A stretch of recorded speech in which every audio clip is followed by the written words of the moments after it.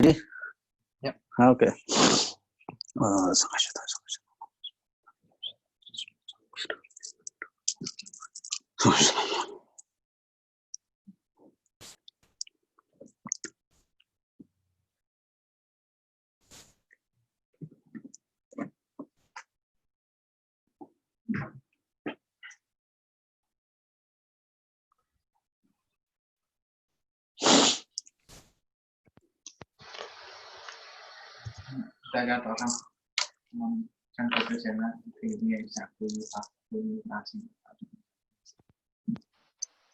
No, yeah.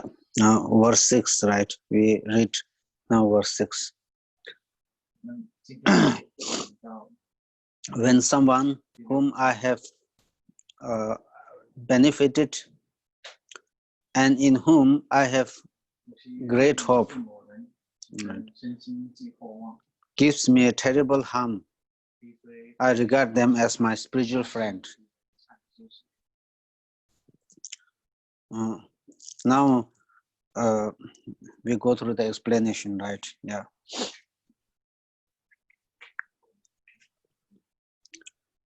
So there is some difference. There is some difference between the verse 5 and verse 6, right? Verse 5, we talk about the three kinds of patience, right? Patience. The patience of voluntarily accepting this. No, the patience of not retaliating, right? The patience of not retaliating the others' harm towards others' harm that has been done to you, or you know, to oneself or to one's loved ones, you know. And the second one is the patience of voluntarily accepting the harm, you know, done to you by others. The third is, you know, trying to put into practice what you have learned from the, you know, the Dharma discourse, right? And then now the verse 5 talks about the patience of not retaliating others, the harm towards others, the harm that is being done to you by others. So here verse 6, now the patience, the basis of patience becomes more, you know, powerful, because you are not only retaliating but voluntarily accepting the harm that is being done to you by others in a, you know, hurtful way, many hurtful ways.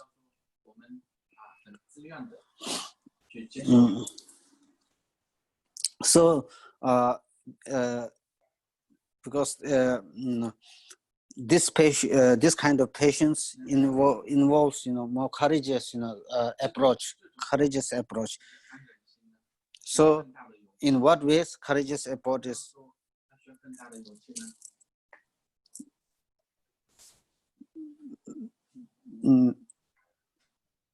Especially, you know, somebody may harm, you know, oneself, you know, somebody, maybe the person you do not know, you know, the harmer, you know, or the perpetrator, you do not know the perpetrator, maybe your, you know, the stranger, or maybe some other person, you know. But here, you know, the verse 6 talks about especially the perpetrators, you know, that you have helped, you know. It says, when someone whom I have benefited in the past, you have benefited somebody, you have benefited him or her spiritually, financially, economically, you know, in whatever ways you have helped that person a great deal. And also you have put a lot of hope on that person, you know. What kind of hope, right? The hope is that expecting the hope of, you know, expecting that such, you know, expecting that these, you know, things, unpleasant situation will not come to oneself or befall on oneself. This is what one is not one is expecting the person should, just as you help the person should treat you equally in a in a wise way, in a loving way, in an affectionate way, right?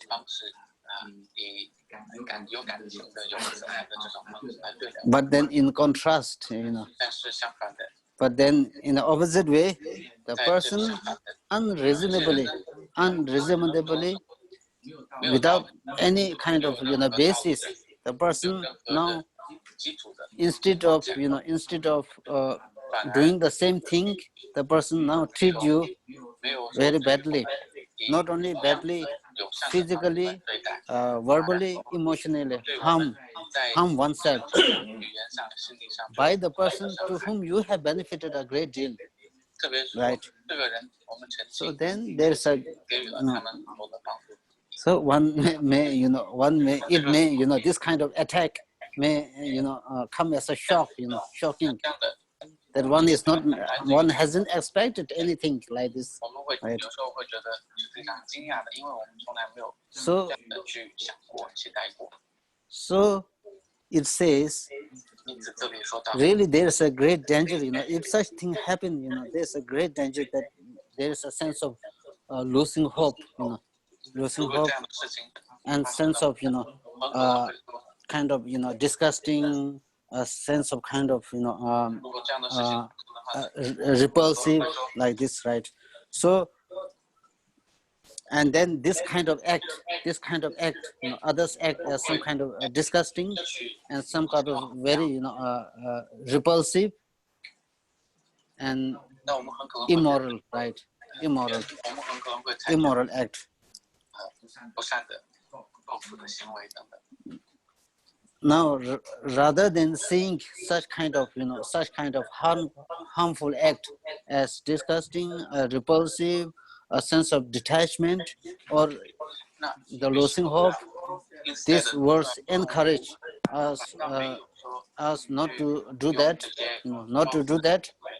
but rather than rejecting others, others act, harmful act, one should accept the pain, one should accept the harm, right? One should accept the harm, because why? The reason why one should accept the harm is because the other perpetrator, the harmer, is like your spiritual teacher.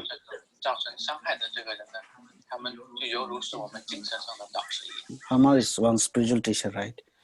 This is one thing. So the important thing is, another important thing is, you should not, one is encouraged not to to accept the suffering, accept the pain, rather than taking a revenge, right?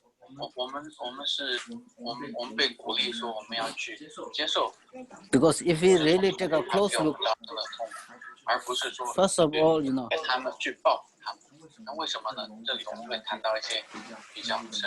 because many of the the Buddhist teaching emphasis on the transformation, self-transformation, right?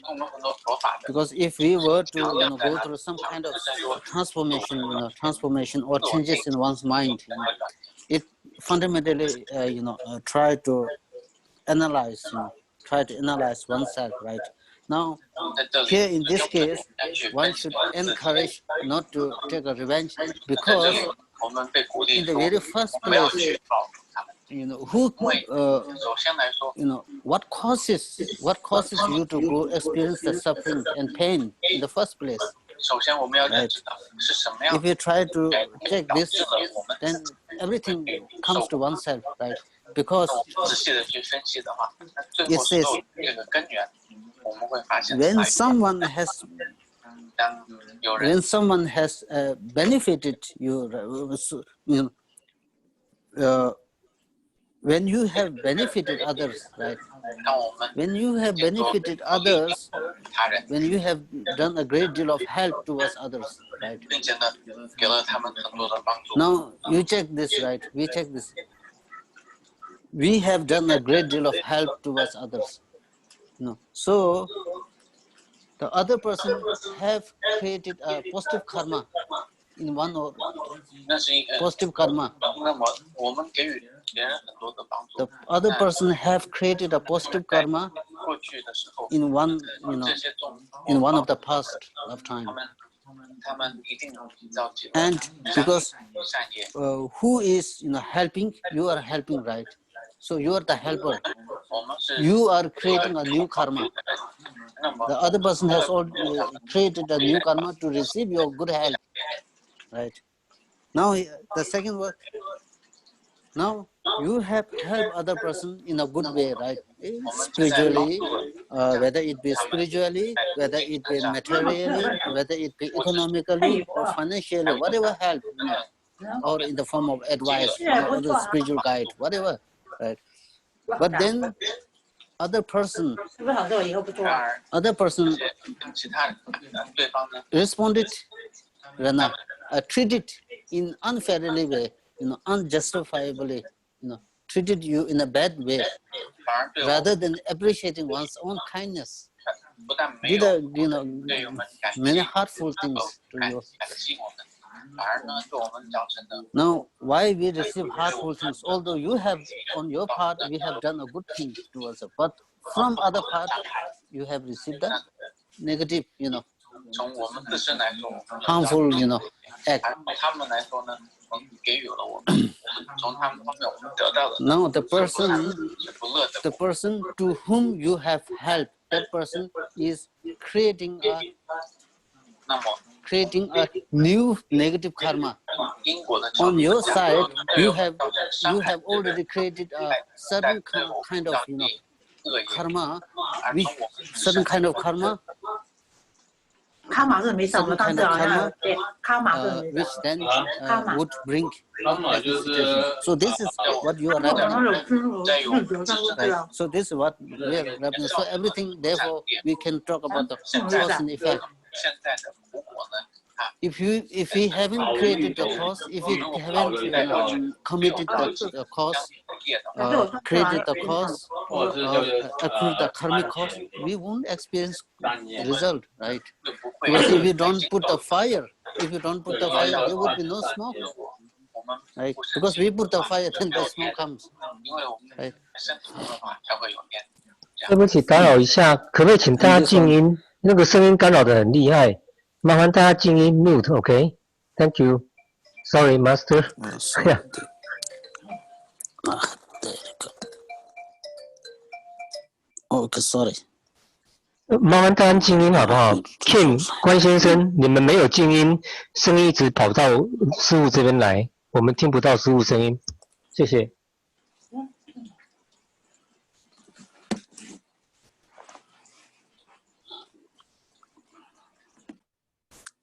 You need to put the voice in the, I don't know. And, right, so we created the negative karma. So this negative karma is now we are experiencing, right?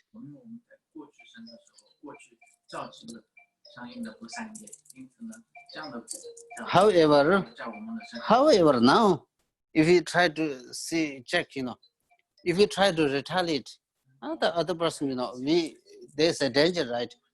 I have helped that person a great deal. I've really helped that person, in the best of my, capacity. I have helped him in many ways, But now instead of repaying, let alone, repaying the kindness of, kindness by others. Now I'm receiving all these, unpleasant things, right? I have, plenty of, reason, I have plenty of, reasonable things to retaliate, right? I have plenty of reasons to retaliate like this. So this the kind of the danger may come, right? But in reality,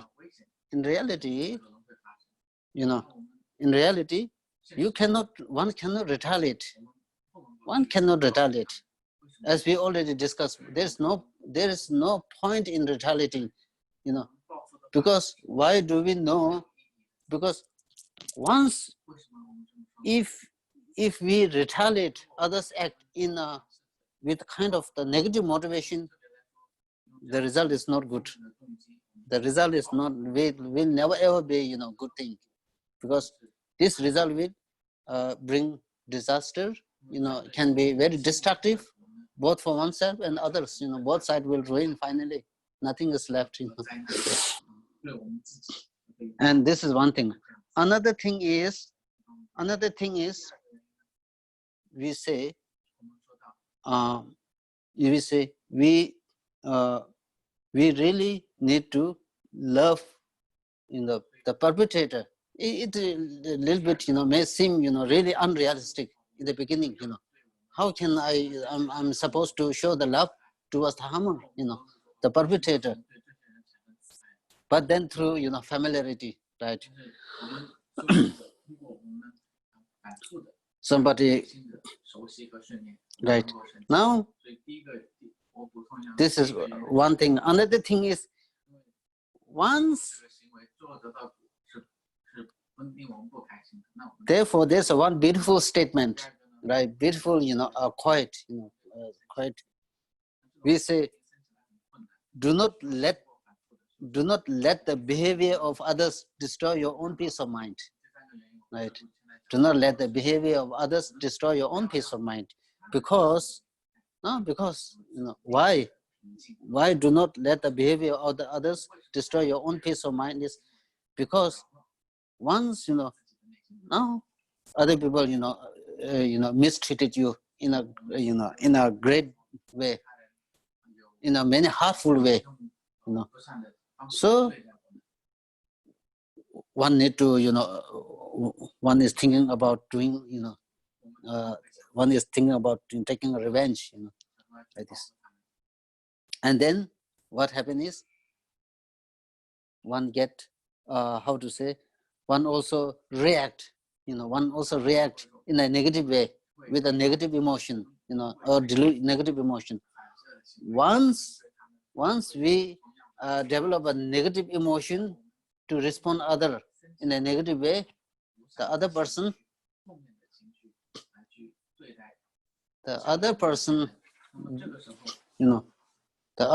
do the same thing to you.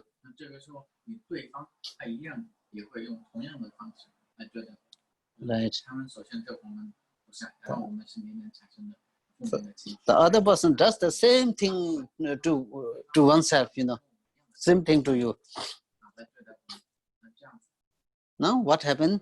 When other person does the same thing to you, then what happened?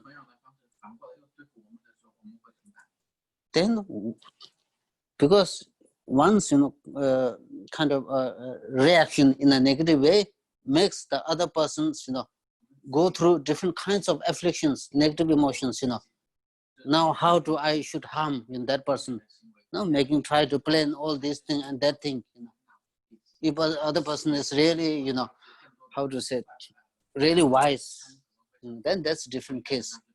But in many cases, other person, because of your kind of act, the other person, try to do all the things, what need to bring, harm to you. Because of this, now the other person created a negative karma. Other person created a negative karma, and this negative karma would cause him to take a birth in the lower realm, in the unfortunate realm. Right. Now who is responsible for this person's, once that person fall into the lower realm, right, that person goes through the suffering of the lower realm, which is unimaginable, unbearable suffering. Now who is to be blamed for? One, it's you, right? Because we are not able to practice patience. So there, your kind of act, make other person to get upset to you. Right. So if you try to be really, realistic, try to be realistic. On the one hand, we may talk about, For example, sometimes, all the religion, all the, whether you believe in the creator or no creator, it doesn't matter, it doesn't matter.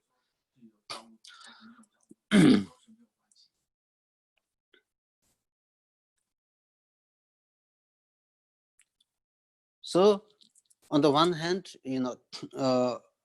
I mean, we all talk about, the love, the loving compassion, the compassion, the love towards the entire, sentient beings, or to the love towards all the creatures,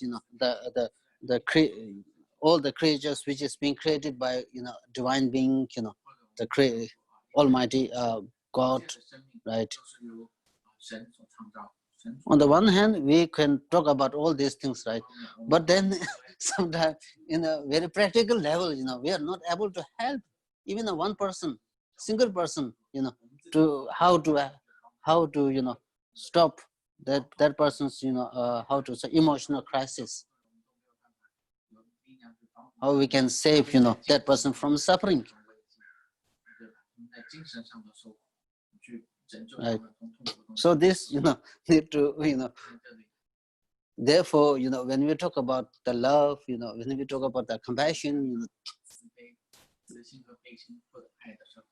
when we talk about the sometimes love and compassion, it not necessarily, it is not something that necessarily, bring help to, bring, benefit to others, because the result of the practicing love and compassion first goes to the practitioner, right?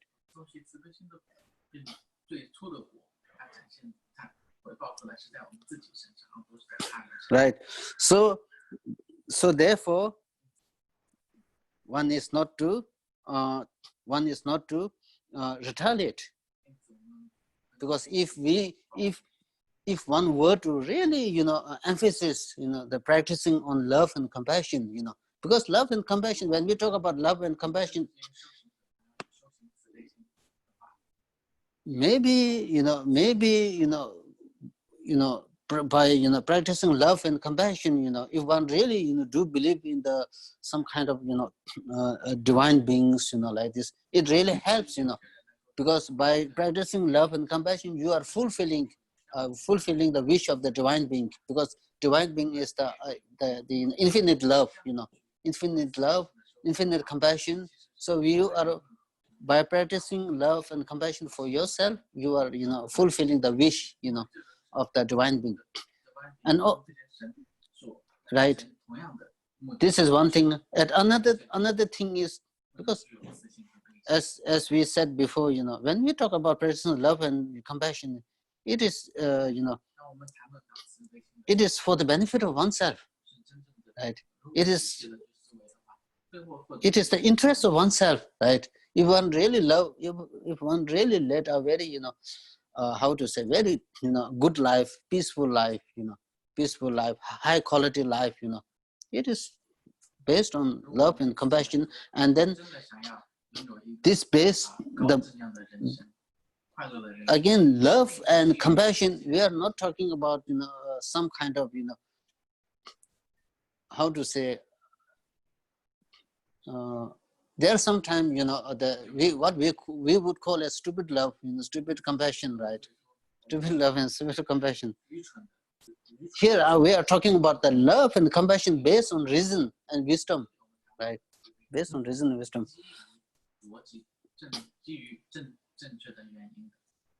And then when we talk about the love and compassion based on reason,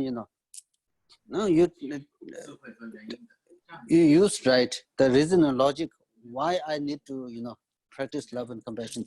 Now, for example,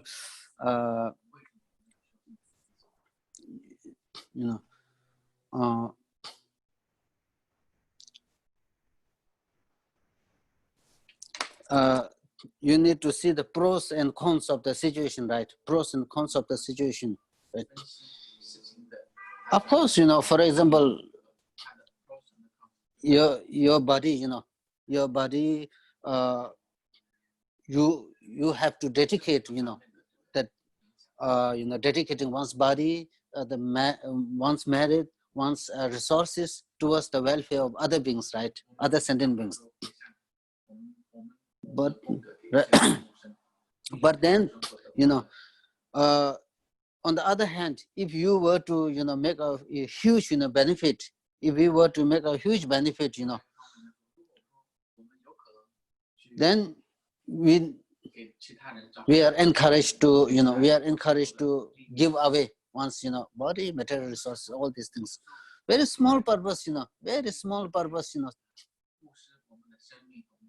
you cannot give away in body, right? Very simple example is, very, very simple example is, for example, homeless, there's a homeless people or beggar, beggar or homeless, so, we cannot give kind of this homeless people, we cannot give the, kind of like poison, right? We cannot give the poison food, right? For example, right? And then somebody is, somebody is chasing, somebody is just running after, the victim. Somebody is just trying to kill, right? Somebody is trying to kill. And then if that person asks you, where did that person go? At that time, you have to make a lie. You have to tell a lie to save the life of that person. So this is compassion, based on love. Compassion, the real compassion based on love. If you say that person, trying to kill that another person, if you show, yeah, that person goes that way. It's something like this, based on, when you say, love and compassion should be based on, should be based on reason and love, should be based on reason. And also, it is only benefit for oneself, right? Benefit for oneself. The more compassionate life, the more kind of, the one's life based on moral ethics, more happier life, more happier life.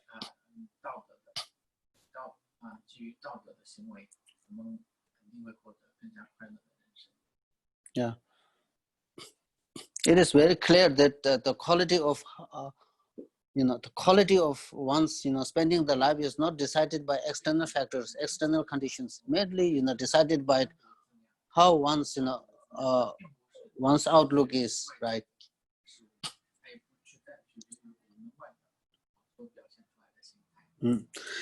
So therefore here don't retaliate, accept harm upon oneself, accept the harm that is being done to you by others, because why you need to accept harm is because that harm is in the first place is created by oneself, no other, but you have to accept the reality, you have to accept the result, because you have created the cause. This is one thing.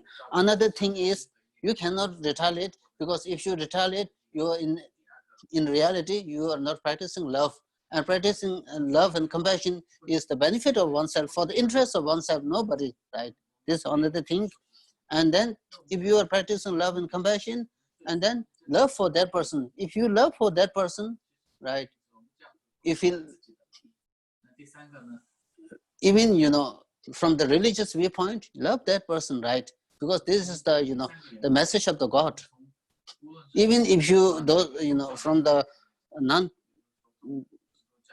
those who believe in the non-creator theory, then it's all cause and effect. Even those people who does not believe in religion, there are people who does not non-believer, they also need to do the same thing, because it is for the benefit of themselves,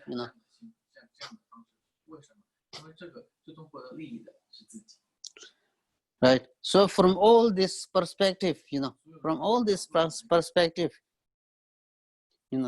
accept upon oneself, don't retaliate.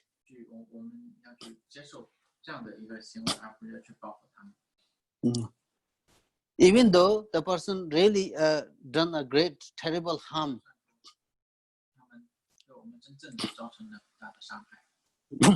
But these things we really need to go through the mind training. These are not overnight transformation take place, or not overnight transformation. Month by month, year by year, decade by decade. One really need to familiarize. Then slowly, then slowly we see the result, right? We really see the good result. And then, so if we were to accept the suffering and not to retaliate, then then in what ways we need to accept the suffering? Because there's a real danger that when other person harms you, there's a real danger that you really develop a strong hatred for that person. Really hatred for that person, because real danger that you can consider that person as really, how to say, really worst harmer, right? On your part, there's a danger that you physically, verbally use bad words, bad, the slander, abusive words, and not only that, even to the extent of physically involving, harming that person. So this verse say, don't do this. Don't do this. One should regard that person as your spiritual teacher.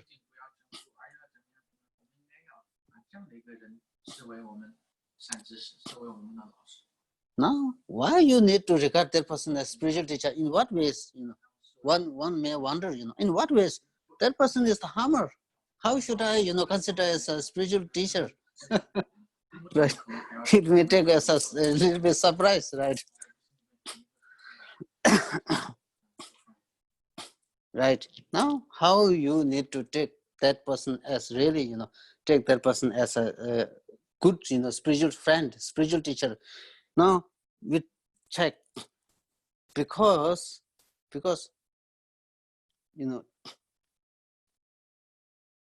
if there is, if they are no beggar, right? If they are no beggar in this world, how are we to practice generosity, the practice of giving?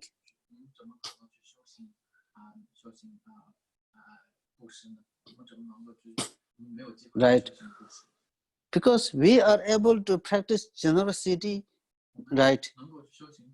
Able to practice generosity because there is somebody that who needs help financially, materially, and then spiritually, whatever.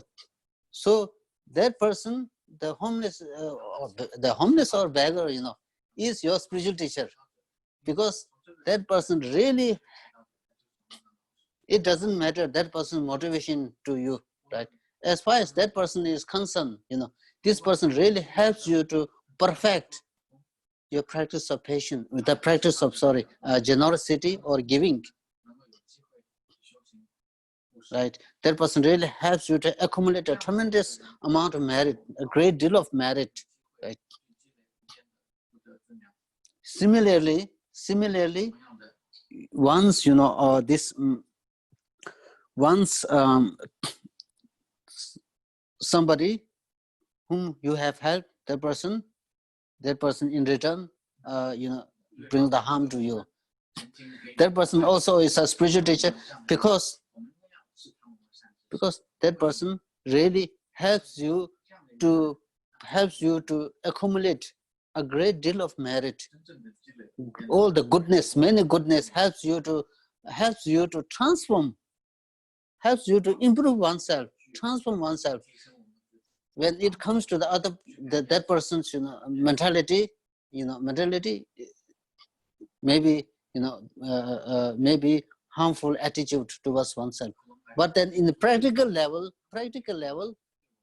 it is totally up to oneself what to do, right? So that we can take that person as really the spiritual guide who really help you to transform, to really help you to improve, oneself, improve, transform, right? And let's take an example, right? There is someone whom you consider as or regard as your spiritual teacher. From that teacher, you receive teaching, you receive some kind of vows, you receive the instructions, you receive how to practice, instruction on how to practice. Is that teacher kind to you or not? Right. First question is, if that teacher kind to you or not? If that teacher, irrespective, regardless of whether you practice or not, but from his part, he give you teaching, he give you, lot of teaching, also the wonderful teaching instructions, the vows. Someone, if we consider that person as your kind teacher, then what about the enemy, the harmer, the perpetrator? The perpetrator is same, is very kind to you, very kind, because just like your spiritual teacher, that person did the same kind to you. That person really done something in practical. Because on the other hand, other spiritual teacher may give you a lot of things, advice, all these things, right? Teaching all this. But if you don't practice, there would be no transformation, right? There would be no progression. On the other hand, one's perpetrator is really, helping oneself in the practical way, because that person really, giving you a lot of opportunity, giving you time to transform, practice all these things. So from that perspective, once, a spiritual, someone whom you consider as the spiritual teacher and your harmer and perpetrator, you consider as enemy, we should view them as same spiritual teacher, same teacher, because spiritual teacher, because both of them are very kind to you in making us transform, progress, right?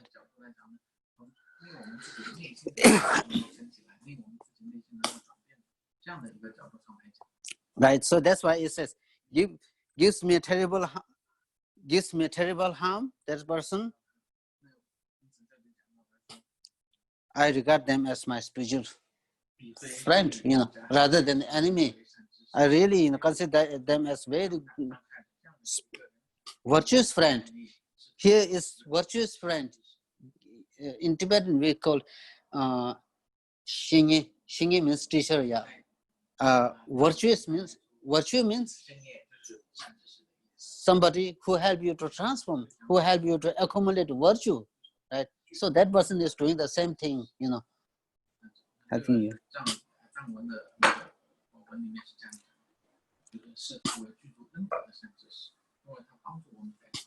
So now, although this, because this verse, talks about, voluntarily accepting the harm and pain, right? Voluntarily talks about accepting the harm and pain, and there are few, the few ways that one can train in that practice of voluntarily accepting the suffering. The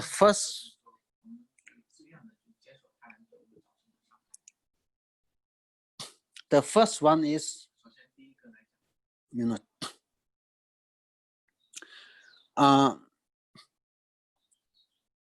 the pleasures and the prosperity of the samsara as in the dissatisfaction nature.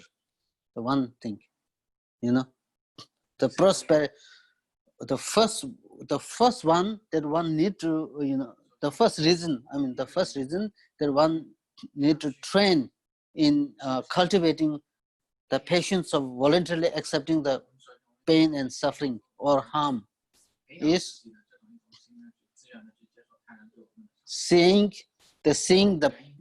and viewing the prosperity and the pleasures of samsara in the nature of the dissatisfaction, right? And the second reason is, meditating on the benefits of the harm and pain, right? The number 3 is gaining familiarity over the harm, gaining familiarity over the nature of the suffering.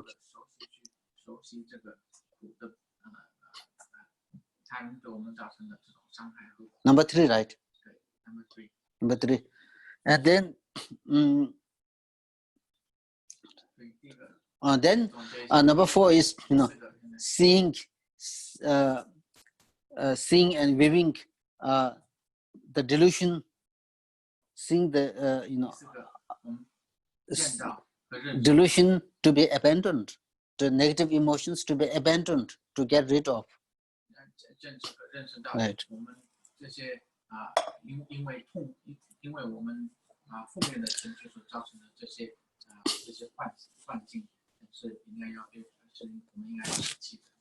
So relating to this, because in the Guide to the Bodhisattva's Way of Life by Master Shantideva, he talked very nicely about this practice. I will read some of the the verses and try to explain, but not all, no time we have.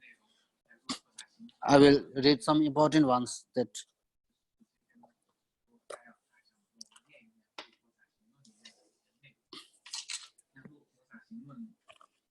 it is on the patience chapter. Yeah.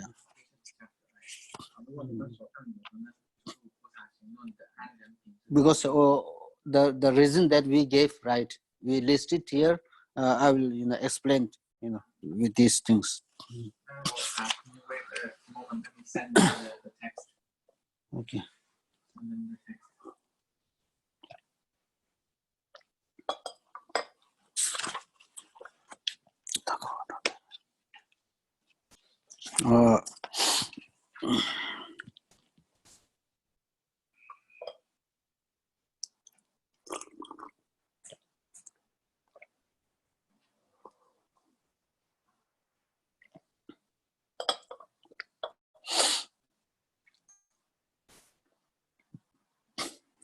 Actually,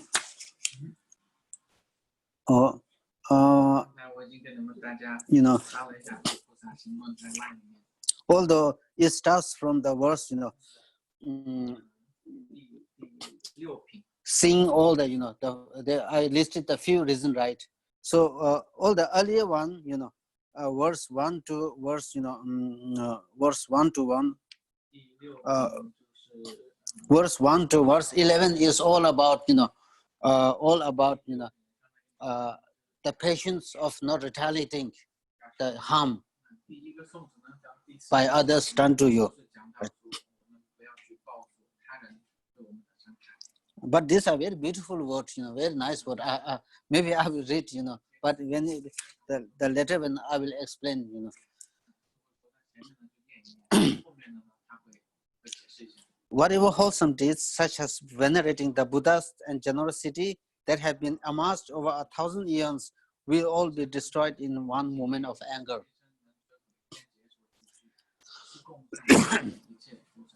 There is no evil like hatred, and there is no patience, fortitude, perseverance like patience.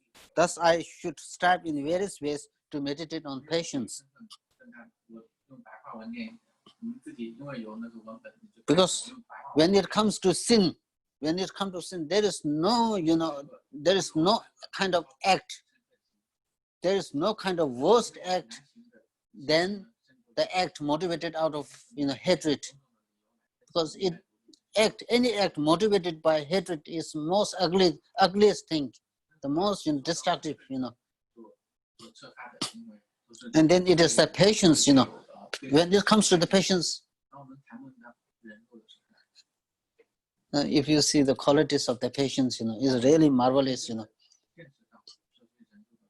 If there is a person who really, practice patience, it's a real the object of rejoice, Object of rejoice.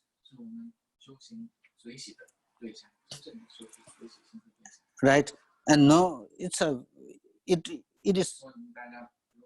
is above, morality and generosity, right? Because everything we do, all the good things, if we don't be careful, it's disturbed by anger,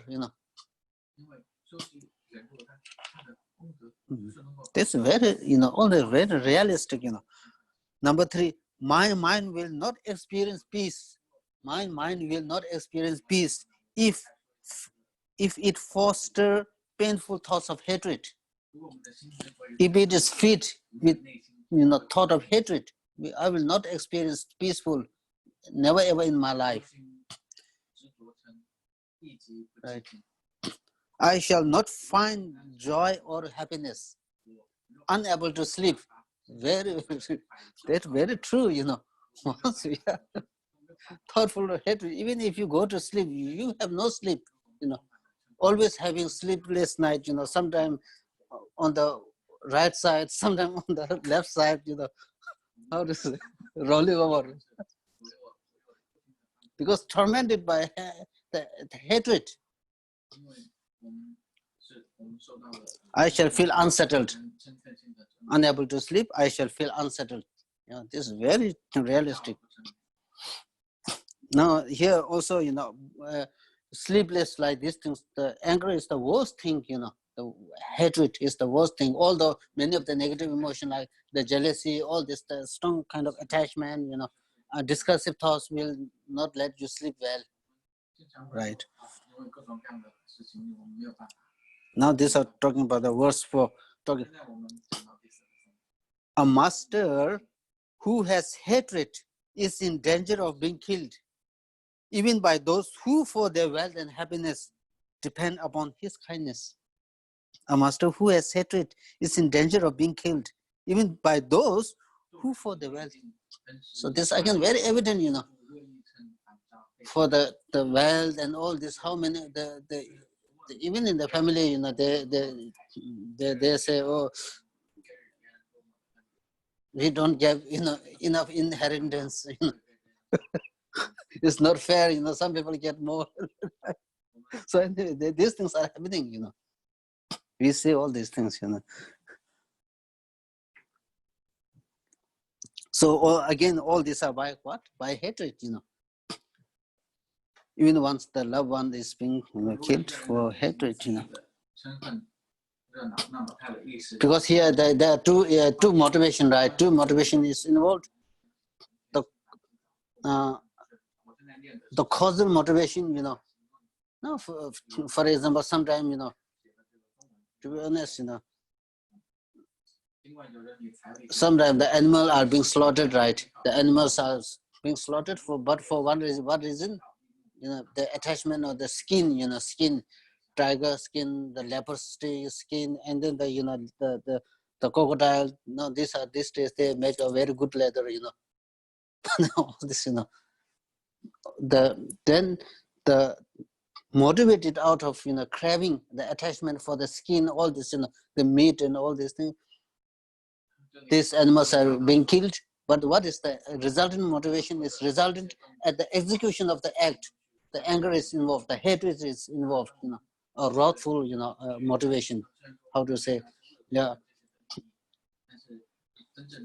a rough kind of, motivation or intention is involved at the execution of this one. But the main cause, but that hatred is motivated out of attachment towards this and that, right?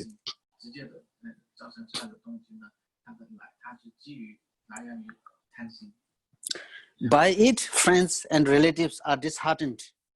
Through drawn by my generosity, they will not trust me. That's very right. In brief, there is nobody who lives happy with anger. Right? So there's nobody who's anger is very nice thing. I should get angry all the time, Nobody, right from the morning, early in the morning, Nobody pray, I should get at least some problem today. Nobody prays, Right. And then because of, the ones, angry some nature or, how to say, angry some, right? Short tempered, oh, don't friend with this, this guy is very short tempered. So this problem comes, right? Through drawn by my generosity, they will not trust me. In brief, there is nobody who lives happily with anger. Hence, the anger creates suffering such as these, but whoever assiduously overcomes it finds happiness now and thereafter, hereafter. Whoever try to, the get rid of the cause of the, anger and suffering, that person will find joy and hereafter. Having found its fuel of mental unhappiness in the prevention of what I wish for and in the doing of what I do not want, hatred increases and then destroy me.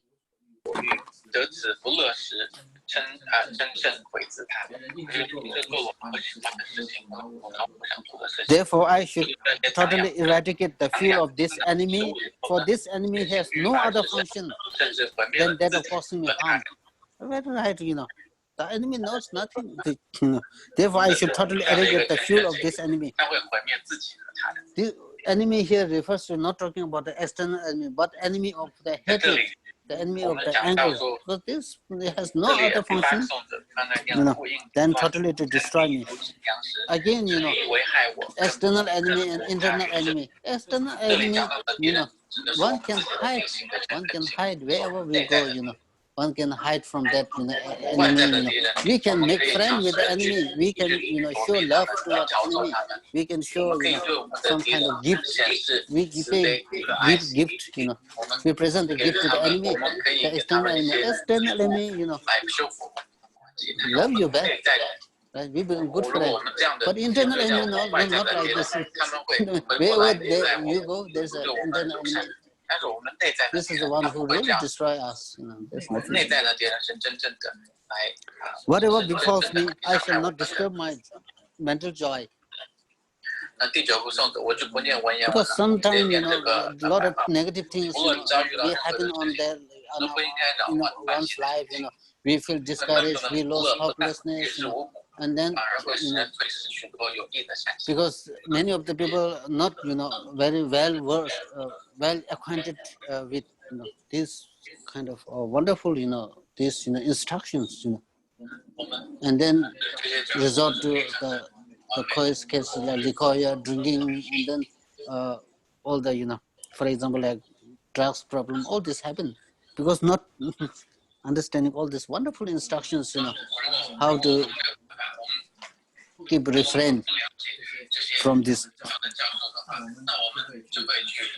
Whatever befalls me, I shall not disturb my mental joy, right? Because if you destroy your mental joy, and then you will suffer.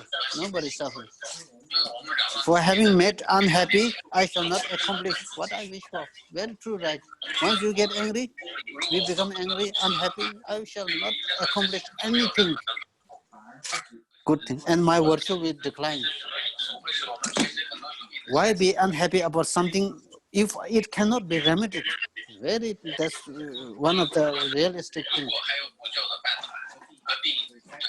And what is the use of unhappy about something if it cannot be remedied? Right? Sometimes we feel unhappy, sometimes we're unhappy over the situation, It's so distressed, lost hope, something like this. Now, this verse, Master Shanti will say, check the situation. If they check, we need to check the solution. We need to check the situation. If the situation has the solution, why are you unhappy about? Try to find it, the solution. If the situation is something beyond your control, beyond your control, capacity, beyond your capacity, then why you are unhappy about? Let it go. So this is what he's saying. right? They're very realistic, Sometimes we feel unhappy with the situation is. For myself and for my friends, I want no suffering, no disrespect, no harsh words, and nothing unpleasant. But for my enemies, it's the opposite. Right. Now, noise again, from the verse please 12, now mute. I will talk, now verse 12 talk about, what I have read so far is all about, not retaliating, the harm. Because if you try to retaliate the harm, not only one will be destroyed, the others, not only the others is destroyed, one is also totally destroyed. Now, from verse 12, we talk about, voluntarily accepting the harm and pain. Please mute again. Now it says, noisy again. The causes of happiness sometimes occur, but without the cause for suffering, but the causes for suffering are very many. Without suffering, there is no renunciation. Therefore, mind, you should stand firm. Right.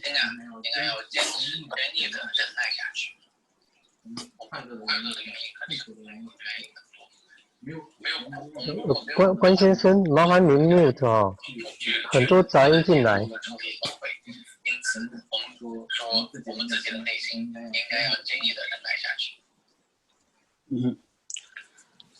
So we already know there are many causes of, there are many, causes of suffering.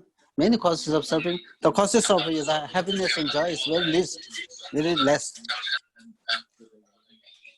Again, a very important thing is that we need, that's very important to understand, because, sometimes, when the life is so easy, life is so easy, that person, someone who really led a very easy life, all of a sudden when that person, face problem, cannot bear even a small problem, right? Those person who really went through the, problem, when they face the problem, their mind is calm. They remain calm. They are not overreacting. They remain calm. And this is one thing. Another thing is, as we discussed, I think, if you don't taste, the sour, we do not understand. We do not say that the sugar is sweet. Only after you taste the sour, then we say the sweet. We enjoy the flavor of the sweet. Right? Otherwise, all the time we drink sweet tea, right? Like myself, Sometimes you drink sour, and then you enjoy the flavor of this. Really enjoy the flavor. We appreciate. Otherwise, what really happens is, I'm enjoying this, If you don't enjoy the sour, all the time I may complain, this tea is, or this problem, that problem. It is a clear sign that I'm not trying to, taste the flavor of the sour.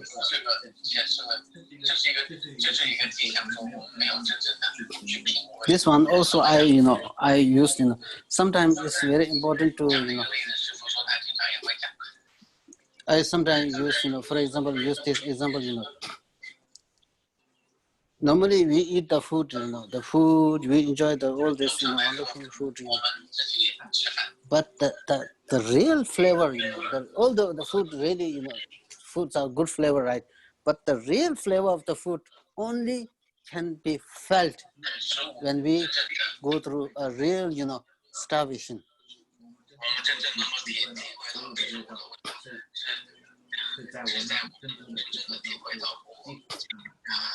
Sometimes I also, sometimes it may, look like joke, some kind of, how to say, may seem, funny. For example, on the bed, for a sofa bed, or sofa bed, or sofa, how to say, the chair. We have been using the sofa bed, sofa chair. If we use it for almost a few months, 6 months, 7 months, even 2 years, 3 years, then we begin to feel, oh, this sofa is very, rough. The sofa is rough, really, very hard. You don't feel any softness of the sofa, right? But then, if you try to sleep on a rough rock, then we understand the sofa is really wonderful in paradise in heaven. So in many of the things we compare, we compare with others and then try to appreciate. Right?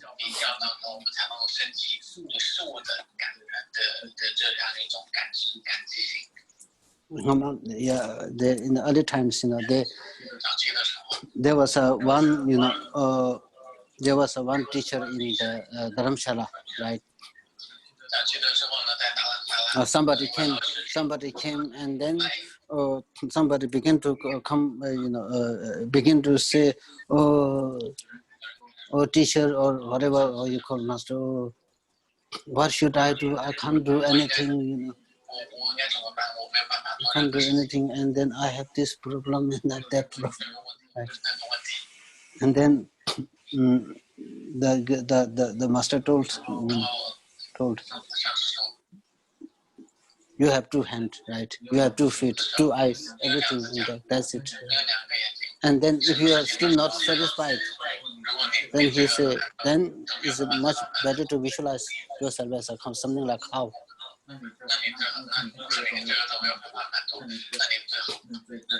Right. Yeah, they really help, they really help. Because then we understand we have many things to feel, rejoice, to appreciate. We have plenty of things that we appreciate. Right. So what it says, because so the real renunciation, a real renunciation is what we felt, for example,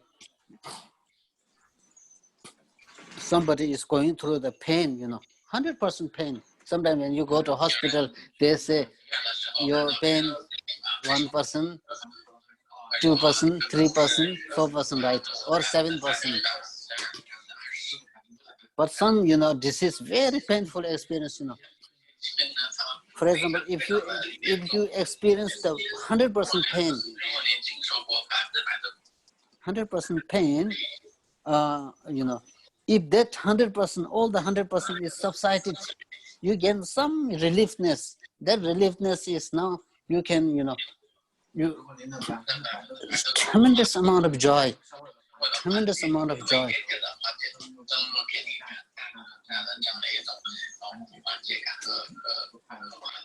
Right, tremendous amount of joy. So the sense of renunciation, total cessation,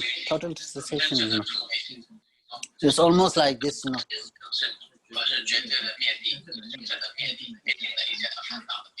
Right, this. So without suffering, there is no renunciation.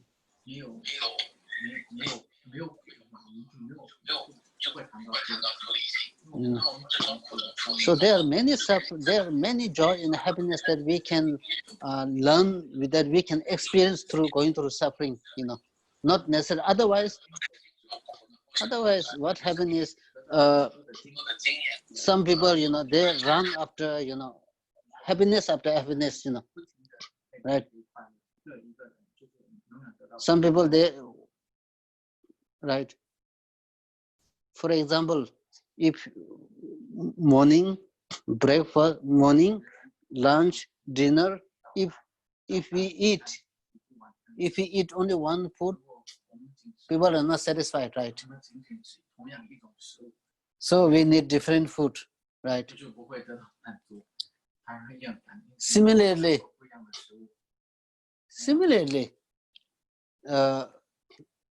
for example, spring, summer, autumn, winter, if people, wear only one cloth, but people wear different clothes, not let alone this season, even day after day, people change the cloth. Why?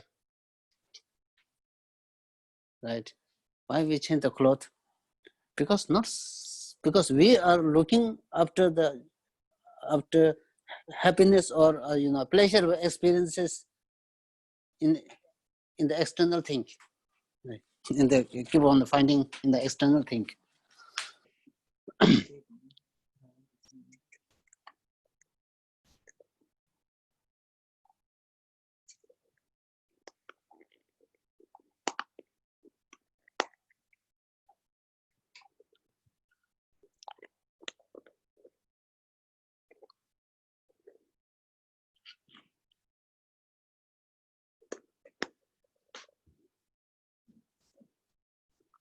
Oh, then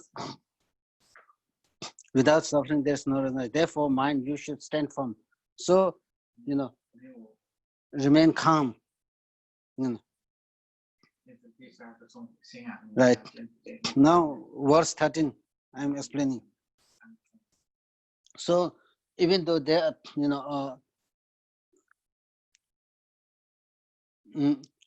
this is talks about, the benefits, the benefits of, meditating on the suffering, because it gives you the renunciation, sense of renunciation. Once you develop a sense of renunciation, what it has to do, compassion is cultivated.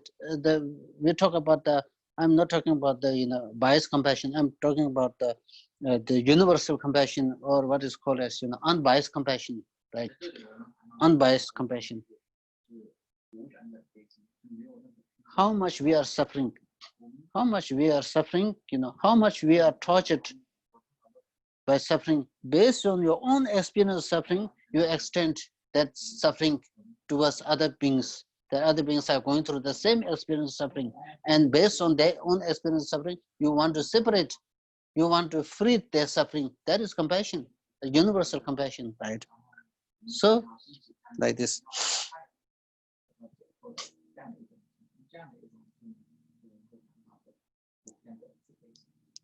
Now, number 13. If some ascetics and people of Karnapa endure the pain of cuts and burns for no reason, then for the sake of liberation, why have I no courage? This is beautiful, right? If some ascetics and the people of Karnapa, that means in ancient time, in the very ancient time,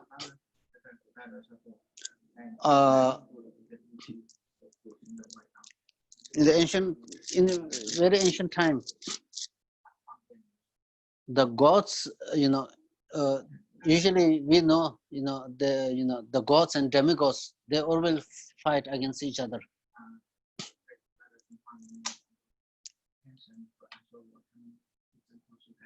The gods and demigods, they fight, fight. So there's a suffering, So at certain point, the gods also get defeated at the hands of the demigod. So then what happens is, so these gods, these gods went to seek the help of the Shivaji. Shivaji, there's a one Hindu god, blue, we believe, he resides in Mount Kailash, at the top of the Mount Kailash. He has a blue body, and the backside there's snake, snake. I think it's very popular, Hindu god, Lord Shiva. So they went to Lord Shiva. Lord Shiva was meditating on the Mount Kailash. right? He was meditating on the Mount Kailash, right? So these gods, in order to how to say, in order to uh, uh, in order to how to say, in order to betray him, or something like deceive, deceive, what they do is that they all come into light. These gods all transform into light. The light then appears as a one goddess, beautiful goddess, one beautiful goddess. So that goddess appear in front of the Shiva, right, Shivaji. And then Shivaji was meditating, right, meditating. And then because of some kind of the might and the power of that goddess, he saw from his one eyesight, he saw that goddess appear in front. Shivaji was really doing very hardship asceticism. But then because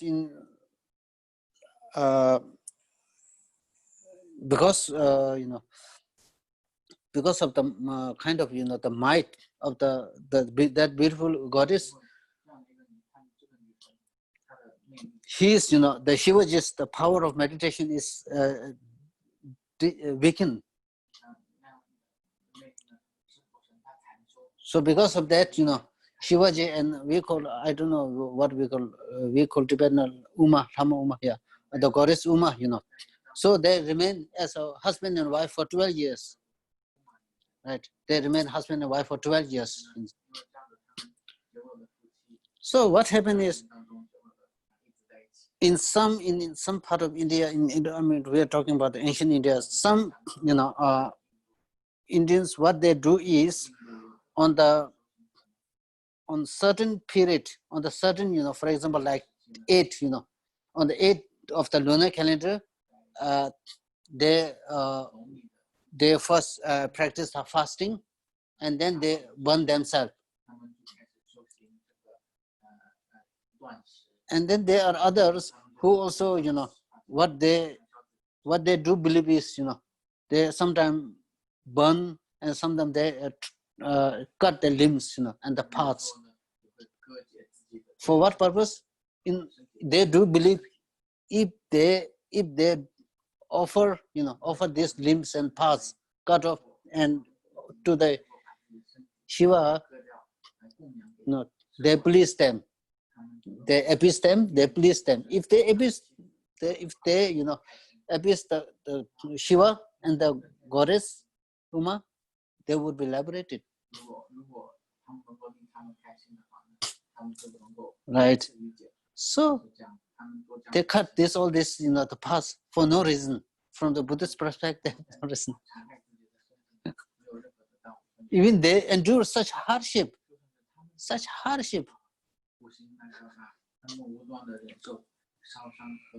Cutting the limbs and the parts, and that not that easy. We can prove, if someone were to, ask for some, the contribution or donation, of course, we can give. If the person asks for $1, $2, $10, of course. If the person asks for $100, of course, to some extent, maybe 1,000, to some extent, we can, we can train in that way. But then, if the person asks for, I need your hand, I need your limb, I need your some kind of, for example, lung, the liver, bone marrow, then that's something we consider, right? Give me a time. We see something like so. These things are not easy, but then they do this for no purpose.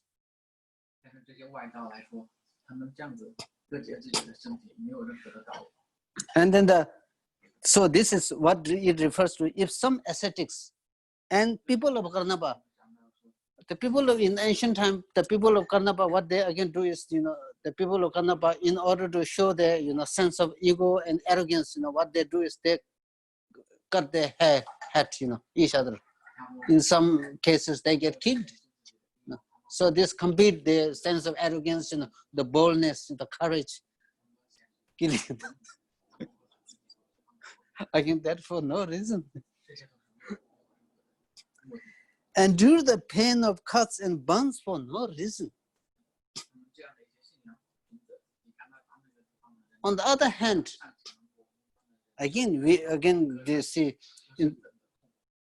and there's some sports, and then also we can see on the television and the documentary film, people do this, stunts, people then go through also, the sports, lot of, training, go through training.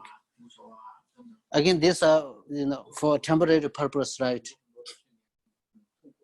If such a hardships can be endured, then for the sake of liberation, sake of, the sake of seeking the ultimate, joy and happiness, why we are not able to endure even a small pain? So this is what is meant. If such a tremendous hardships can be endured, why not, we cannot even, endure a small, pain and harm. We are not able to endure, we should. This is what is saying, right? Then Master Shantideva again beautifully says, if we think, if we as a human being, if we think, losing hopelessness, we can't do much, then he say, compare with mosquito, compare with bee, ant.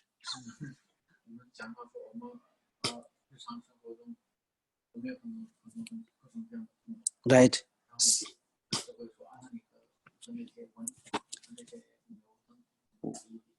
Verse 14. There is nothing whatsoever that is not made easier through acquaintance. So through becoming acquainted with small harms, I should learn to patiently accept greater harms. Oh yeah. He's talking this. Right. So now, what time? 11:40. 11:40. Yeah, still 20 minutes, right? Yeah. So it says, normally, we are not well trained.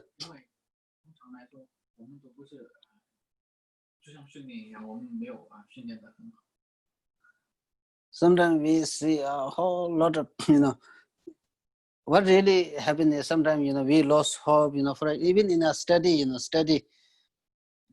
even our study, right from the beginning, if we were to study some, subject, for example, like mathematics or, whatever, the geography, history, law, medicine, right from the beginning, if somebody, bring you a very thick book, 3 or 4 thick book, we'll get discussed. We cannot handle this. Right. So on one point, this is a little bit, skillful, right? Some very skillful in, teaching, right? Very. Because then, then through, familiarity, through acquaintance, with the subject, it says, there is nothing whatsoever that is not made easier through acquaintance. Once everything is under the, familiarity, everything is under the acquaintance. If we have not acquainted, everything is difficult. Once we get, familiarized with the subject, there's not a single thing called difficult. Right? So through becoming acquainted with small harms, if you are able to endure the small harm greater, at one point, we are also able to accept much greater harms, like giving away your body, right? There's a lot of,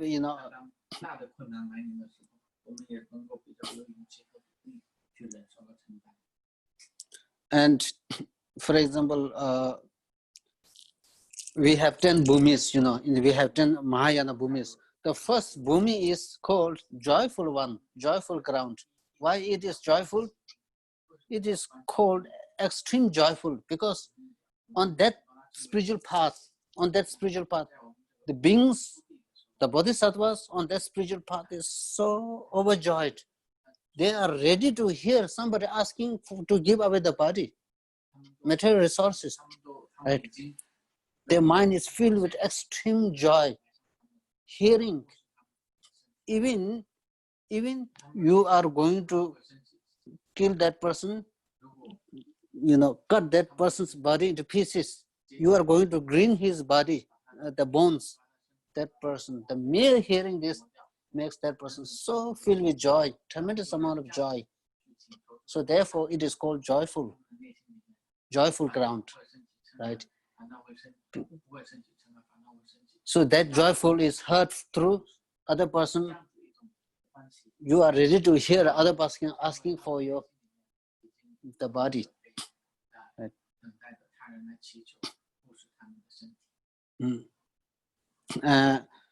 One time there was one bodhisattva.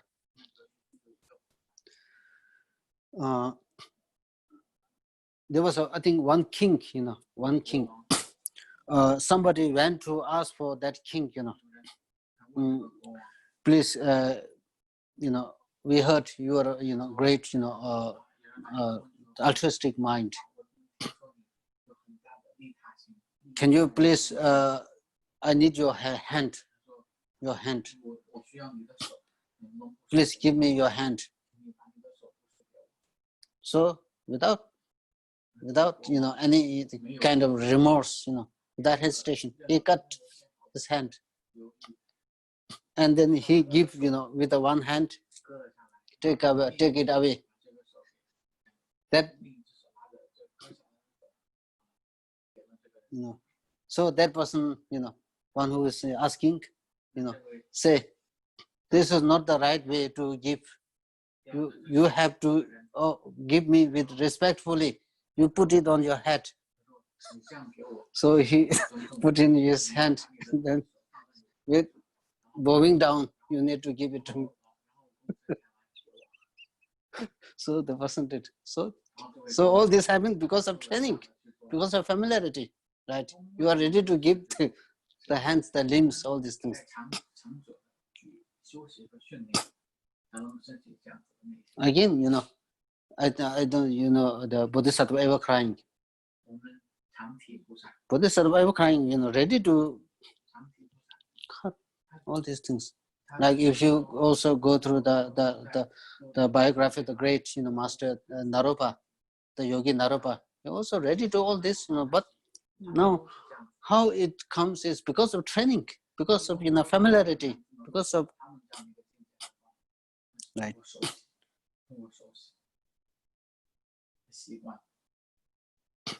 And now here the main thing is this. As we said some time ago, this is very sad, because the prosperity of the samsara, the pleasures of the samsara can be seen as, we discussed, right, can be seen as in the nature of dissatisfaction, in the nature of suffering and dissatisfaction. Now, if that is the case, because all this comes because of habituation, because of familiarity, because we see, for example, many of the the prosperity of the samsara and the pleasures of samsara, although in the nature of dissatisfaction and in the nature of suffering, but we believe it to be the source of happiness, right? But why we view it as a source of happiness is because of familiarity of our mind, because we are familiarized with this kind of believing. We are, acquainted with this kind of belief for such a long period of time, over a long period of time. If that really is the case, then we can see the harms, we can see the harms in the nature of the joy and happiness. So that's it. So the pain and suffering at one point can be seen as a joy. Again, that, as we discussed, it will not take overnight. Not in a few days, not in a few weeks, not in month, year by month by month, year by year, decade by decade. Then at one point, then it makes the only question is whether we get acquainted with it or not. Once we acquainted, the change and transformation is 100% sure, 100% sure. Because how do we know the change can happen? Is because in many of our negative emotions, we don't need training because we don't need the training, because we are already habituated, we are already trained. If these negative emotions through training, and not training, I don't say training, but through familiarize, through acquaintance, we can make them so powerful. Then why not, positive emotions, even the suffering, even the harm, suffering can be really take as a lesson, really wonderful lesson, and also can be seen as a source of joy and happiness, but through training again.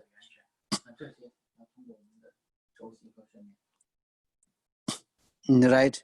So this is the reason. So through becoming acquainted with small harms, I should learn to patiently accept greater harms. Number 15. Who has not seen this to be with traveling sufferings? If you are not able to bear with a small suffering, such as the bites of snakes and insects, feeling of hunger and thirst, and with such minor thing as rashes, we are not able to bear with this suffering, there's no hope that you can, expect to endure the greater hardships, I should not be impatient with heat and cold, wind and rain. Sometimes when there's a rain, sometimes when there is a very like, if the temperature really, the sun temperature really like blazing sun, then it's better use, cold, Sometimes when the sun is also very little hot, we try to, right? We try to, oh, the sun is very hot, my God, complain. And when the weather is very cold, oh, the weather is again cold, oh, I need to get warm, I need to more warm clothes, Not, we are impatient, not stay for one. Right. Some like coronavirus, the government locked for 2 or 3 months, but people now feel impatient. Now again the government again closed, so because of the impatient.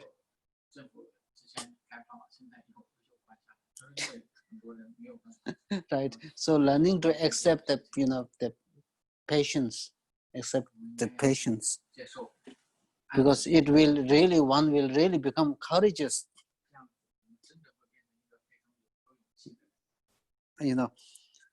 For I should not be impatient with heat and cold, wind and rain, sickness, bondage and beatings.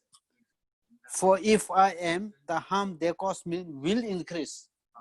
Definitely increase, right? If we cannot, bear with the smaller harms, the heat, cold, small thing, we bear on this because this is a natural calamity, the natural, thing.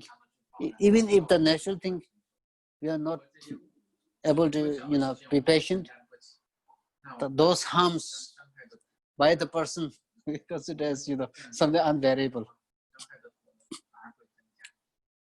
The verse 17, then I will read verse 17 and then I can leave it here. Some, beautiful, Some, when they see their own blood, become especially brave and steady. But some, when they see the blood of others, faint and fall unconscious. It's all through familiarity. Some that, so when they see their own blood, they become courageous. They become, bold, steady, because that through familiarity. When we are battle, when people go through battle and they're wounded, when they see their own blood, they're not faint. They become more courageous and steady. Their mind remain calm because of habituated. And some, when they, let alone seeing their own blood, when they see the blood of others, they faint, very afraid. Again, it shows the familiarity, not familiarize. So it's just training the patience, familiarizing the patience. Beautiful,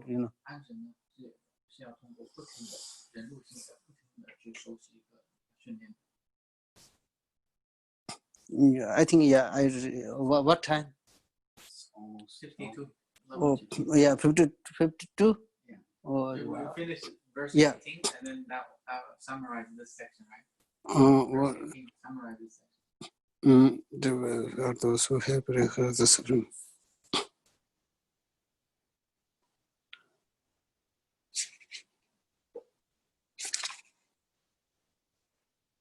Okay, verse 21. I will read up to verse 21. Okay.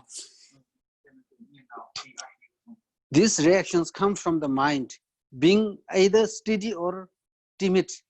Therefore, I should not disregard harms caused to me and not be affected by suffering.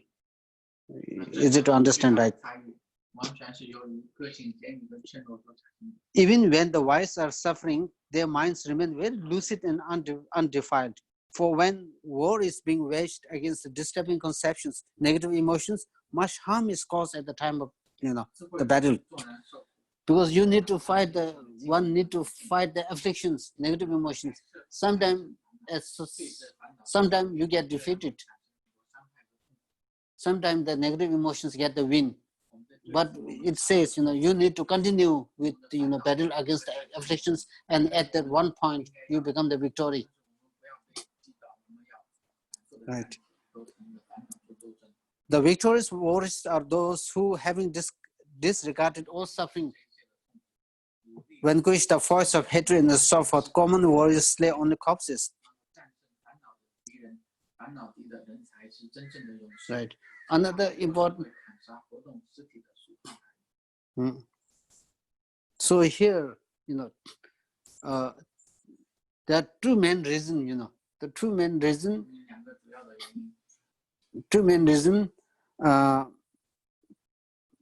One need to. In this verse, it says verses, right? Voluntarily accept the suffering. Voluntarily accept the suffering. Don't retaliate. Never ever retaliate. There are two main reasons. Two main reasons that why you need to accept the suffering voluntarily is, although there are many reasons, but two main. Because through accepting voluntarily, we become more courageous, we become more mature. There's a better capacity for our transformation, right?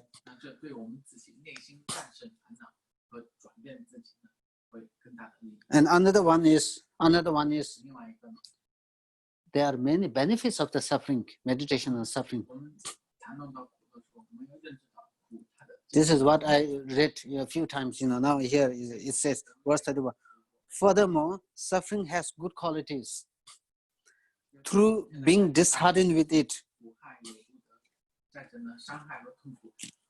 because we face suffering, this suffering and sometimes physical suffering, and there are many suffering, there are many suffering that we face. When we are faced with suffering, your ego is dispelled, arrogance is dispelled, there's simply no room for, there is simply no room for arising, the arrogant despair. For example, when we are going through, tremendous amount of problem, we need the kindness of others. When we are seeking the kindness of others, there's no room for arrogance. There's no room for, arrogance and despair. Compassion arises. Compassion arises for those in existence. This is what I'm saying. Because you are suffering, based on how much you are suffering, you can extend that suffering to other sentient beings, thinking that all the sentient beings are in the same condition. So you want to get rid of this suffering. So compassion is primarily developed by thinking about the suffering of yourself, right? So suffering of yourself, you develop compassion towards others. Evil is shunned, and joy is found in the virtue. But then, where do the suffering come from? All the suffering comes from negative emotions, right? The negative karma. Where does negative karma come from? Negative emotions. So you will come to understand that you need to get rid of the negative emotions, because it is the negative emotions which give rise to all the suffering.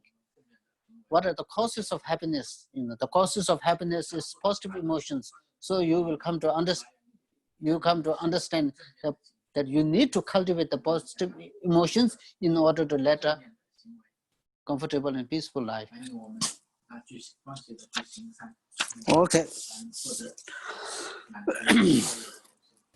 With this, I think we better stop this at this point. Honorable. Okay. 那我们今天的课就到这里，我们按以往的一样，我们今天的是我们大家一起念诵一下修心法门。那这样子我们大家在 LINE 上的同学可以把这个把您的经文给打开，我们一起念。因为我现在有开 speaker， 所以我们这里是否能听到我们所有的声音？如果我们愿意这样的话，我们就这样一起念。Just wait.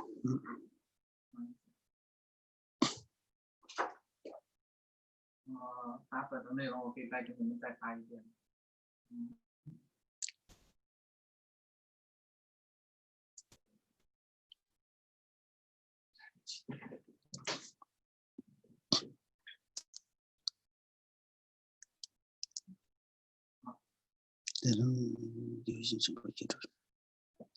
我们大家一起念，我们这里能够听到你们的声音。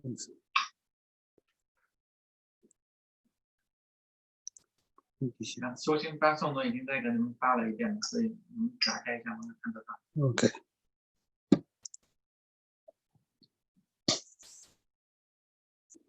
Okay, right. Dhani semje tamje la Yishi no bole la Tenjen rube sambayi Pado jeva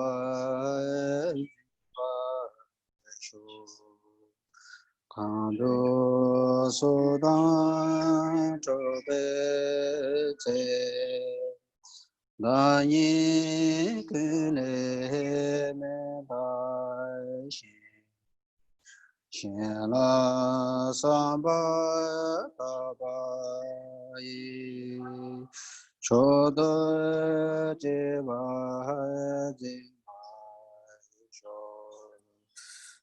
la gendo la lo jin ye mo ye ma da shen ma ru che be na sen da de ne do ba shu Rang Shen Nian Bei Sem Je Ni De Dong Cha Bei Nong De Zhe Rin Zhen De Dong Che Bai Xi Yeba Kave Chenzi Sho Dala Shenye Chado Ki Shego La So Mere Pe Kyongara Ye Lemba Ta Yega Shela Bewa Sho La Da Ye Keda Ba Rewa Chewa Kai Shi Ki Shindo Mere Ne Che Na Shi Nye Tan Ba Ta Wa Sho Do Na Ngue Dan Yu Ba Ye Pende Ma Na Kun La Ma Ye Ne Dan Do Nye Ge San Ve Da La Le Ba Sho Te Da Kun Jan Che Ge Ge To Be Te Me Ma Ba Shi Chu Gyun Gyu Man She Be Lo She Me Che Wa Le Tu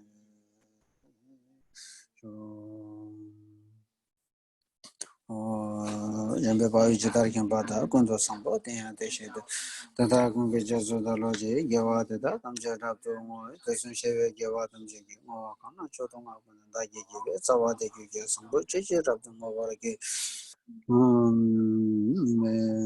The Chile to making the Umba Jamaica to the Martin, Savage, Los Angeles. So, 生成空间的卫生方面的提升命增长经济的可是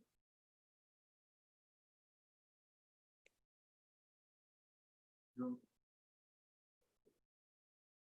来自有序工已经实现过任务注释中不同注释。No question, right? 大家有没有问题？如果有问题的话，就现在提出来。没有问题的话，那你们可以参加一下讨论小组。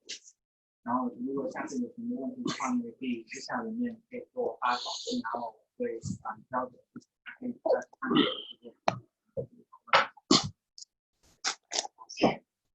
好 ，Yes。